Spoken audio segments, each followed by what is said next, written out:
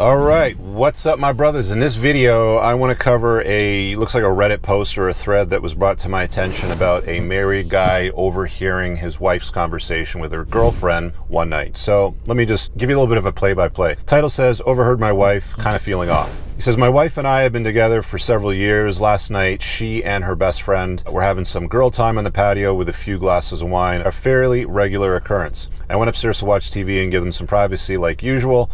Well, the cable went out and their conversation drifted up through the window. Like an idiot, I listened in while waiting for the TV to come back on. My wife's best friend was telling her about her new boyfriend and how she doesn't even let him in the front door before she's all over him. He says, my wife chuckles and replies, yeah, I was like that with the ex. To which the girlfriend laughs and says, yeah, I remember you were gushing about it all the time. Then he says, I kind of tuned out after that point. Now, why am I bringing this to your attention? Well, not the first time, probably won't be the last. But what we've got here is a married man that's expressing grievance, disdain, hurt. You can call it whatever you want, but disappointment at the end of the day, the status of his marriage and how he is seen in that proverbial marriage. She doesn't have a lot of interest in him compared to an ex that she talks about basically jumping his bones when he walks in the door. I've mentioned before that guys fall basically into three categories when it comes to women, like how they view guys. There's the guys that are essentially ghosts. They're invisible. They wouldn't give them the time of day. They don't match with them on dating apps. Dude could be on fire on the side of the road and she'll have a glass of water in her hand and she'll just keep walking along and drink it, and that's it. And that's just how it is, and that's fine. And then the next category is the category of men that are essentially, women are indifferent to them, meaning they're not hot to trot, they don't have genuine burning desire, but they also don't hate them or they don't ignore them, but they are a little bit better than the guys that get ghosted, if we can put it that way. And then the third and the top category are the men that they have genuine burning desire. These are the guys that they're hot to trot for, the kind of guys that these two women were talking about while drinking their wine and having their little snacks, are the kind of guys that they'll jump their bones as soon as they walk through the door.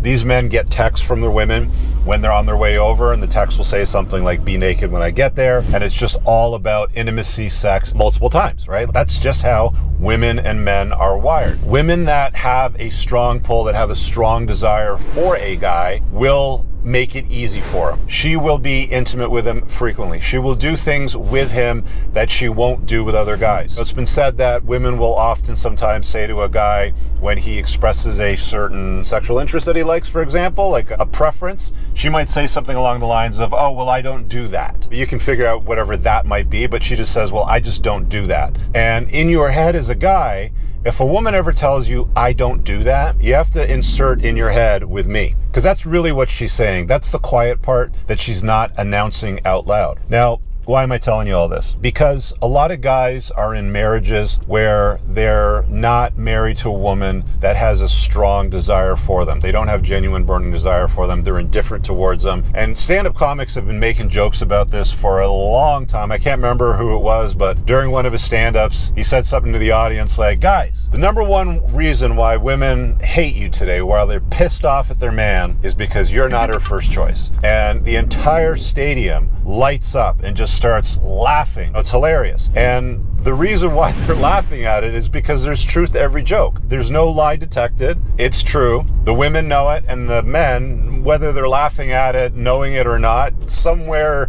within the fiber of their being, know that they're sitting with a woman that probably doesn't like them as much as prior guys, or a guy that they've been with, a guy they've maybe been alpha widowed by. I'll talk about that in just a second. But the whole point of this video is so that you don't end up in a situation like this guy describes by not inviting women that are indifferent towards you into your life. You can reject women that are passive about you, that are indifferent about you, that don't have strong, genuine desire for you. You have the right to do that. In fact, I encourage it. Bottom line, at the end of the day, guys, I would tell you you're better off with no woman whatsoever in your life and being single than to be married to a woman that's indifferent towards you. A lot of guys 5, 7, 10 years down the road find themselves in a situation where they're making advances for intimacy and she's not reciprocating, or she has a headache, or insert whatever the excuse happens to be. And he's going online in the middle of the night before he logs into some porn site to go rub one out while she falls asleep,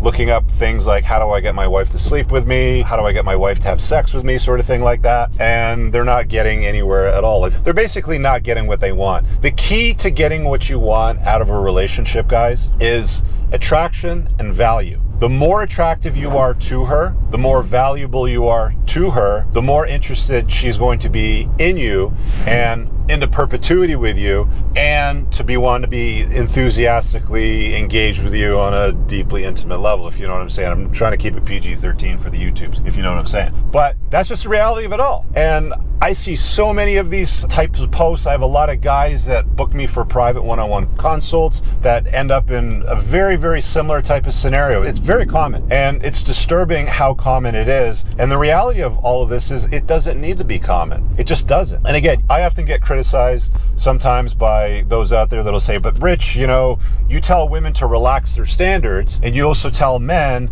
to increase their standards and only deal with guys that they have genuine burning desire for. So how can both of those things be true? And they can be true. It's absolutely possible for men to say no, or to reject women that are just like, I'll see you when I see you, or like you're jumping through hoops to see this chick, or she's making it difficult, or she's canceling, or she's only available once every couple of weeks. It's like, this chick has other guys on the go. And that's just the reality. It's not that she's too busy or she's looking after her mom or something like that. Guys like to make excuses in their head about why women aren't that interested in them. Stop doing that and realize if a woman is genuinely interested in you, she will make it very easy to see her. She'll also make it very inexpensive.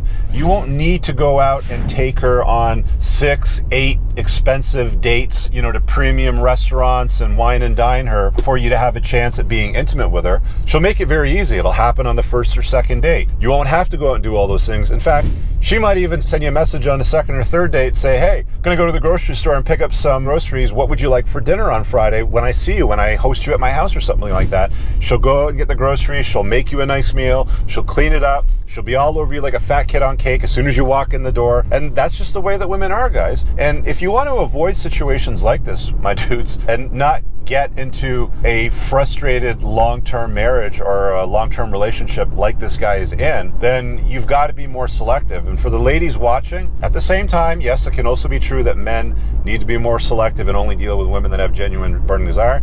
And ladies, you got a long list of demands for a lot of guys. Like, one of the more common ones is like, women will say, well, you got to be at least 6 foot or 6'2" to date me or something like that. And they'll discount a guy that's not quite there. And it's like, go and Google it, go and do the research on it, but something like less than, 15% of the North American population is over 6 foot tall. Less than 10% is over 6'2". It's pretty uncommon. And if you're all chasing, just using that one very strong metric that women like to isolate, height, if all the women out there are all selecting for height and you all want the tall guys, don't be surprised if you find yourself in a situation where you're sharing the tall, hot guy with a bunch of other women, because the math just doesn't add up. You all want this, again, tall, competent, resourceful, handsome, loyal, rich, funny, caring, good father stock. You just keep going right down the list of all these things. Like, ladies, cross a few of those things off. You can relax some of those standards a little bit. But at the same time, guys, if she's not on you like a fat kid on cake, if she's not messaging you something like, and not just early on, but years down the road, a couple years down the road,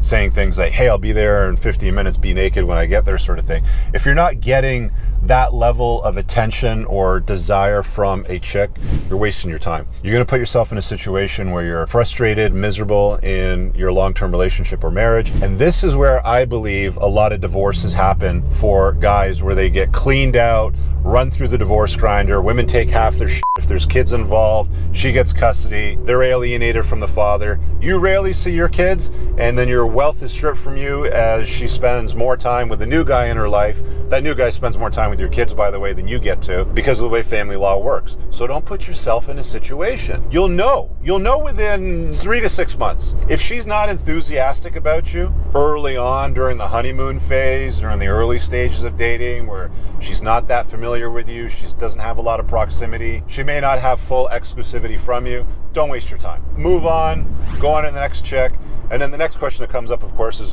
what happens if I'm not getting it from any woman? What happens if I don't get genuine burning desire from any chick that I talk to? That's a you problem. That is, at the end of the day, bottom line, a you attractiveness and a you value problem. If you're not hot enough and you're not valuable enough, there's nothing that you can do that's going to generate genuine burning desire. You're going to try. I've seen guys do it all the time. You're going to jump through all kinds of hoops. You're going to do everything you can to try to make her happy and all that kind of stuff, and you're never going to get it. And you're going to spend a fortune trying to please her. You're going to spend a lot of money trying to generate more interest out of her that you could allocate internally on yourself, leveling yourself up. Maybe you got weight to lose. Maybe you're insignificant. Maybe you don't make enough money. Maybe you're boring. I don't know. But you got to look at the 7 spokes of a high value man. That's one of the things that I covered in one of the chapters of my book, the 2nd edition of the Unplugged Alpha. Get it? It's pinned below. Also, if you're interested, I have the School of Unplugging. That's also pinned in the top comment as well.